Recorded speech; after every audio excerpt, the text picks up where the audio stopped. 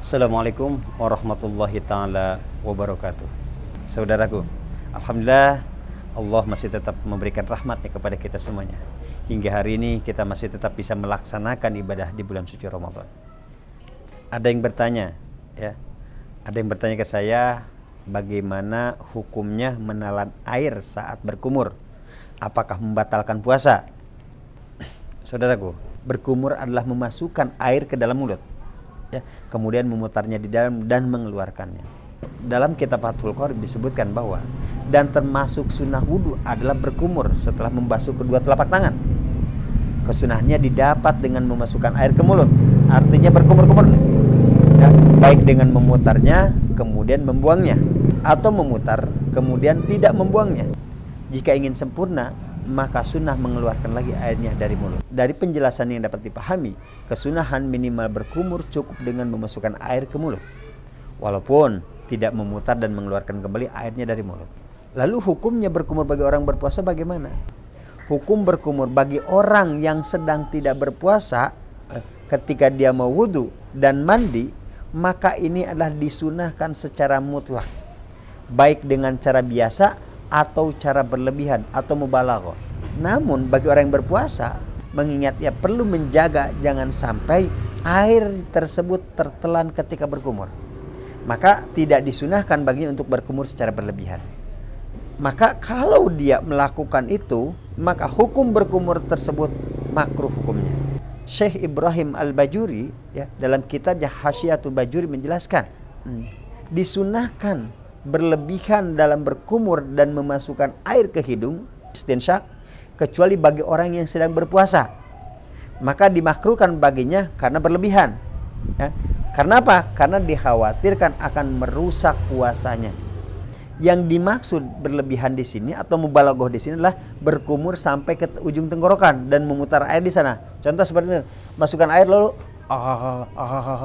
itu nggak boleh.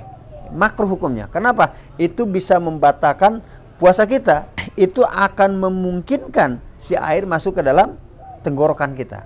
Nah, jadi itu adalah tidak boleh. Makruh hukumnya makruh hukumnya berkumur-kumur dengan cara mubalaghah atau berlebihan hingga memutar-mutarnya di ujung tenggorokan.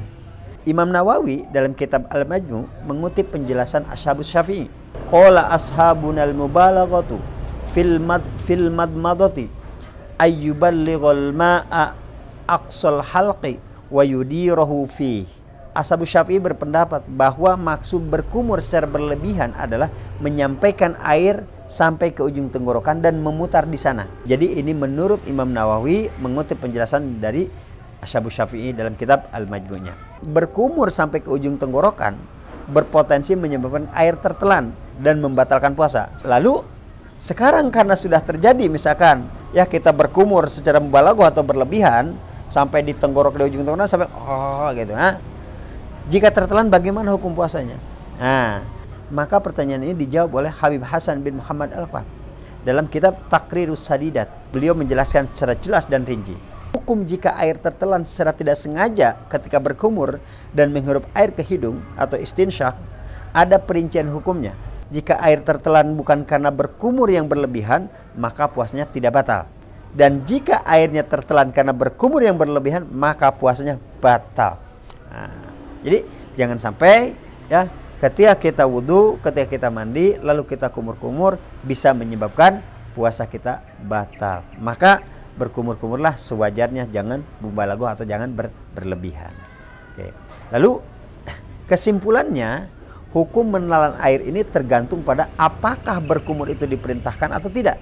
Jika tertelannya air disebabkan oleh berkumur yang tidak diperintahkan, maka hukum puasanya batal.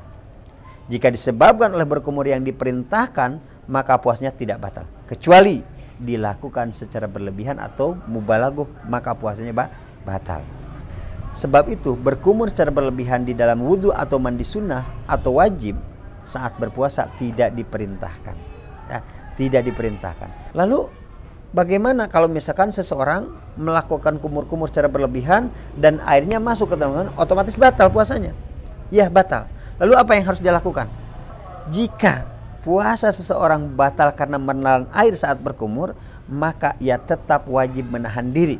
Ya, dia wajib menahan diri dari semua hal yang membatalkan puasa, walaupun puasanya sudah batal. Tidak boleh minum, tidak boleh makan, dan lain sebagainya. Hal ini karena kecerobohannya melanggar apa yang dimakruhkan oleh syariat. Ya, halatu wujubul qada'i ma wujubil imsaki ilal ghurubi sittun. Ada 6 kondisi yang mewajibkan qada puasa beserta wajib menahan diri, ya, dari yang membatalkan puasa sampai tenggelamnya matahari. Alaman sabaqahu ma angarhu masyru'un mim madmadatin au istinsyakin au guslin.